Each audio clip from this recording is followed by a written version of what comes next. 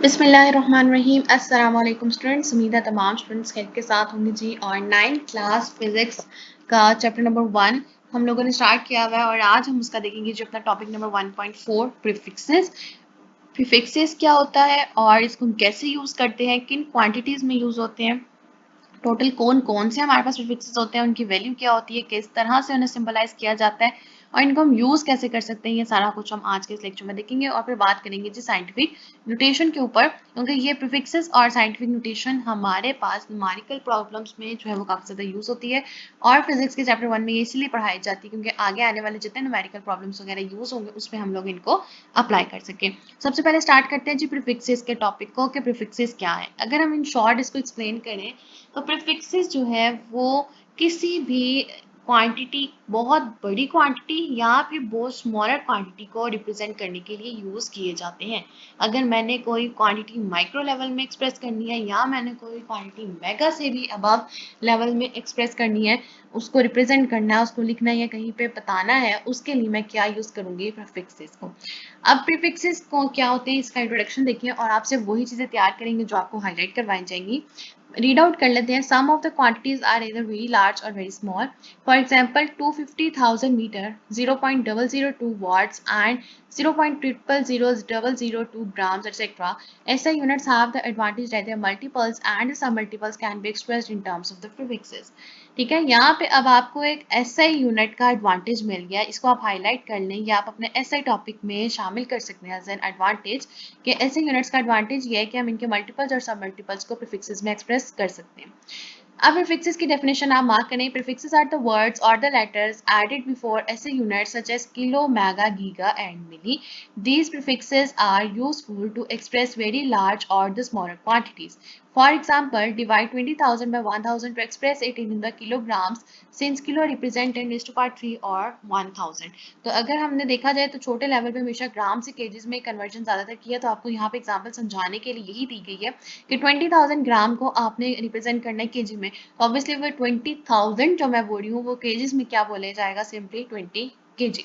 कैसे रिप्रेजेंट करते हैं, हमेशा 1000 से डिवाइड कर दिया जाता है और आपके सामने क्वांटिटी किस में रिप्रेजेंट हो जाती है, केजी में। यानी कि अगर मैं इसको यहाँ से ओपन करना चाहूँ या डायरेक्ट लिखना चाहूँ तो इट मीन मैं अगर यहाँ लिख दूँ 20 into 10⁻³ grams equals to 20 KG. ठीक है, मैं डायरेक्ट भी कर सकती हूँ जब मुझे बहुत अच्छे तरीके से इनकी समझ आ जाएगी।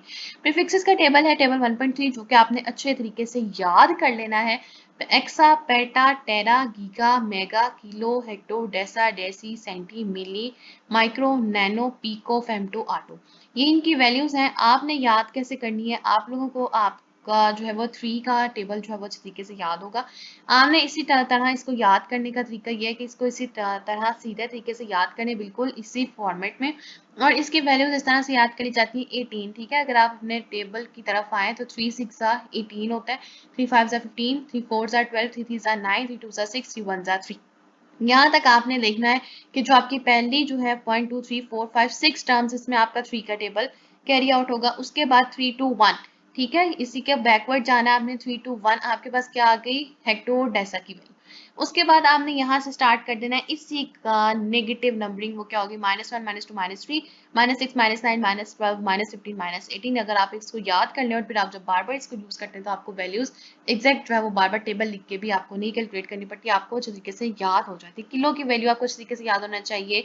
उसके अलावा फेम्टो की आपको अच्छे तरीके से याद होनी चाहिए, टेरा की होनी चाहिए, पीको की होनी चाहिए, माइक्रो की होनी चाहिए और मिली और सेंटी की वैल्यूज आपको अच्छे तरीके से याद होनी चाहिए।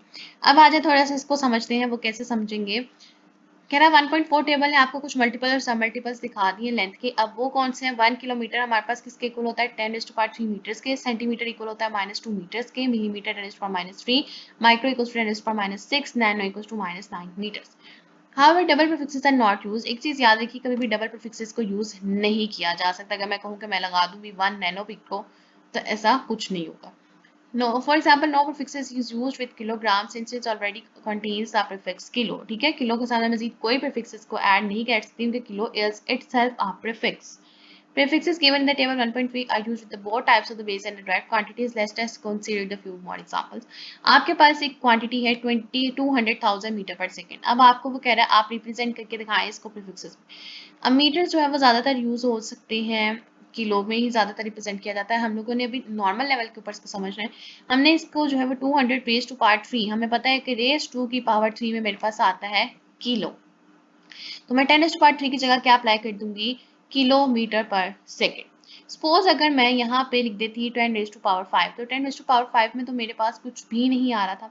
अगर मैं लिख देती 0.2 इंटू 10 रेज टू की पावर 6, ठीक है, तो मेरे पास वो क्या बन जाता, मेगा मीटर पर सेकेंड। ठीक है, इस तरह से आपके पास नीचे है 4800,000 वॉट, इसको मैंने किलो में ही रिप्रेजेंट किया। क्यों किलो में रिप्रेजेंट किया इसको पहले, क्योंकि हम स्मॉल लेवल पे पहले डिस्कस कर लेते हैं उसको। पहले इसको हमने लिखा 4800 raise to power 10 raise to power 3, scientific notation आपकी यूज हुई हुई है वॉट, इसकी जगह 10 रेज़ टू पावर 3 की जगह मैंने क्या प्रीफिक्स अप्लाई कर दिया, के, किलो।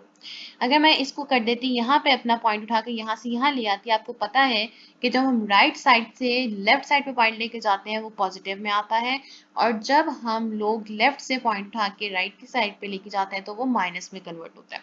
तो ये मेरे पास हो जाएगा 4.8 इंटू 10⁻⁶ वॉट, तो 10⁻⁶ में मेरे पास क्या आ जाता है, मेगावाट। नीचे आपको एक फ्रीक्वेंसी दी हुई है, उसने आपको पहले इसमें अगर हम यहाँ से पॉइंट उठाए 1 2 3 4 5 6, यहाँ से उठा के यहाँ पे लिख देते हैं 10⁻⁶, 10⁻⁶ में हमारे पास क्या आ जाता है, मेगाहर्ट्ज। अगर मैं 6 की जगह यहाँ कर देती 7 8 9, तो मेरे पास 9 में भी क्या आ रहा था, गीगाहर्ट्ज में भी मेरे पास लिखा जा सकता था। तो गीगाहर्ट्ज में मेरे पास क्या आता, 3.3 गीगाहर्ट्ज। ये मेरे पास उसकी कन्वर्जन हो जाती है, मतलब कि इतनी बड़ी क्वांटिटी को मैंने एक स्मॉलर क्वांटिटी में कन्वर्ट कर दिया, उसको आराम से लिख लिया। तो ये हो जाते हैं प्रीफिक्सेस। इसी तरह उन्होंने गीगाहर्ट्ज में भी कन्वर्ट किया हुआ। अगर हम देखें नेगेटिव वैल्यू, जो मैं आपको बता रही थी कि जब हम लेफ्ट साइड से पॉइंट आके राइट साइड पे लाते हैं तो वो किस में आता है, नेगेटिव में आता है। तो लेफ्ट से पॉइंट उठाया, मेरे पास कितनी टर्म्स आ गई, 1 2 3 4 5, 5 टर्म्स आ गई। मैंने एक जीरो उधर और लगा के मैंने क्या कर दिया, -6 कर दिया। तो -6 में मेरे पास क्या वैल्यू आ जाती है, माइक्रो की प्रीफिक्स में आ जाती है, तो माइक्रोग्राम्स हो गया। अब आपके सामने ये भी एक वैल्यू लिखी हुई है, अगर मैं इसको पॉइंट उठाऊं यहाँ तक काउंट करूँ तो मेरे पास कितने डिजिट्स बनते हैं, 1 2 3 4 5 6 7 8 9, तो 8.1 रेज़ टू पावर -9 में मेरे पास क्या वैल्यू आ जाती है, 8.1 नैनोमीटर। तो इतनी बड़ी वैल्यू लिखने की जगह मैं सिंपली क्या सब्स्टिट्यूट कर सकती हूँ, 8.1 नैनोमीटर। आगे आ जाए जी अपना topic scientific notation, topic number 1.5, इसको रीड आउट करते हैं। लेकिन आप जो है इनको अच्छी तरह समझना है, इनको आपको अप्लाई करना आना चाहिए, इनको यूज कैसे करना है, ये सारी चीजें आपको पता होनी चाहिए। साइंटिफिक नोटेशन को रीड करते हैं। आपका टॉपिक दिया हुआ जो a simple but scientific way to write large और smaller number is to express them in the power of 10। ठीक हो गया, पावर ऑफ 10, 34 था माउंट एस 384, आगे इतने सारे जीरोस लगा दिए, 8 जीरोस है हमारे पास metres away from the earth. Distance of the moon from the earth can also भी एक्सप्रेस है, तो मैं इसको यहाँ से किस तरह से लिख सकती हूँ, 3.8 मीटर। तो ऊपर वाली वैल्यू पावर आपको क्या बताती है कि इसके आगे इतने ज्यादा जीरोस हैं। This form of expressing a number is called standard form or scientific notation. This saves writing down or interpreting larger number of the zeros. Thus, यानी इतने ज्यादा zeros लिखने की बजाय मैंने क्या लिखा, 10 raised to power 8। अब इसकी डेफिनेशन देखें। In scientific notation a number is express a power of the 10 multiplied by a number between 1 and 10। अब आपके पास एक नंबर है 62750, इसको हम रिप्रेजेंट करेंगे साइंटिफिक नोटेशन में। मैं इसको कैसे रिप्रेजेंट कर सकती हूँ, मैं इसको ऐसे भी यहाँ से पॉइंट आके अगर मैं 62 पे ले आऊँ, पहला पॉइंट यहाँ लगाती हूँ, 62.75 raise to power 10 raise to power 3 हो जाएगा। अगर मैं कहूँ मैं 6.2 करना चाहूँ तो 10 रेज़ टू पावर 4, अगर मैं इससे भी पीछे लेके जाना चाहूँ तो मेरे पास क्या हो जाएगा, 0.6275। अगर मैं कहूँ कि मेरे पास जो है इसके आगे मैं कहती हूँ कि ये 62750 मीटर्स है, ठीक है, मीटर है। और अगर मैं इसको मजीद एक पीछे लेके जाती हूँ तो मेरे पास जो है वो वैल्यू आ जाएगी 6 में, ठीक है, 10 टू पावर 6 में, तो मेरे पास मेगा की जो है वो प्रीफिक्स यूज हो सकती है। तो इसी तरह से साइंटिफिक नोटेशन और प्रीफिक्सेस को आपस में कॉम्बो लिया जाता है। नीचे आपके पास एक और है सिमिलर स्टैंडर्ड फॉर्म एस। यहाँ से अगर आप देखें एक चीज साइंटिफिक नोटेशन में याद रखिए, वो क्या, कि जब आपके पास नंबर पॉजिटिव है, यहाँ से पॉजिटिव नंबर की वैल्यू समझे। जब आपने एक पॉइंट है, जारी बात है यहाँ पे पॉइंट है, इसका एंड है, जब आप राइट साइड से लेफ्ट साइड पे अपना पॉइंट लगाएंगे, आपकी जो पावर है 10 रेज़ टू पावर 4 में वो पॉजिटिव होगी। जब आपने लेफ्ट साइड से अपना पॉइंट उठा के राइट साइड पे अप्लाई करना है तो वो पावर आपकी माइनस में आएगी। ठीक हो गया, तो ये आपका टॉपिक हो गया साइंटिफिक नोटेशन और प्रीफिक्सेस का। नीचे आपके पास जो क्विज में देखिए 5 प्रीफिक्सेस मोस्ट कॉमनली यूज्ड, तो ज्यादा कॉमन यूज होते हैं किलो, मेगा, मिली, फिर आपके पास आ जाएगा, अगर हम देखें माइक्रो का यूनिट भी यूज होता है ज्यादातर, और नैनो का। ठीक हो गया। उसके बाद है, कहता है the earth sun is 150 million kilometer away from the earth, right this as an ordinary whole number. Ordinary whole number मतलब कि इस तरह से आपने लिख के बताना है उसको। कितना कह रहे हैं जी? 150 मिलियन किलोमीटर। ठीक हो गया। और फिर आपने उसको साइंटिफिक नोटेशन में इस तरह से रिप्रेजेंट कर देना है। Right the numbers given below in the scientific notation. नीचे आपको साइंटिफिक नोटेशन में नंबर लिखना है, वो आपके सामने मैं मेंशन कर देती हूँ। आप लोगों के पास जो पार्ट ए है उसमें सबसे पहले अगर हम देखें तो हमारे पास कितने जीरोज आ जाते हैं। उसमें हमारे पास आते हैं जी 1 2 3 4 5 6 7 8 9। 3 इंटू 10 इज टू पावर 9। हमारे पास क्या आंसर आ जाएगा? 3 इंटू 10 रेज टू की पावर 9 आपके पास आ जाता है ए पार्ट का आंसर। सेकंड में अगर आप देखें तो हमारे पास क्या आ जाता है? मीटर पर सेकंड हो गया पहले का। तो उसमें आपके पास टोटल जो है वो है आपके पास क्वांटिटीज 1 2 3 4 5 6 6.4 रेज टू की पावर 6। 6.4 रेज टू की पावर 6 आपके पास आंसर आ जाएगा। नीचे अगर आप देखें तो आपके पास नेगेटिव में वैल्यूज आएंगी, वो कितनी होंगी आपके पास? 1 2 3 4 5 6 7 8 9। तो आपके पास क्या हो जाएगा? 1.6 रेज टू की पावर -9। ये आपका हो गया सी पार्ट। और नीचे आपके पास जो है वो लास्ट पार्ट दिया गया, वो आपके पास अगर हम 5 के ऊपर पॉइंट लगाएं तो क्या हो जाएगा हमारे पास? 1 2 3 4 5। तो आपके पास आंसर आएगा हमारे पास 5.48।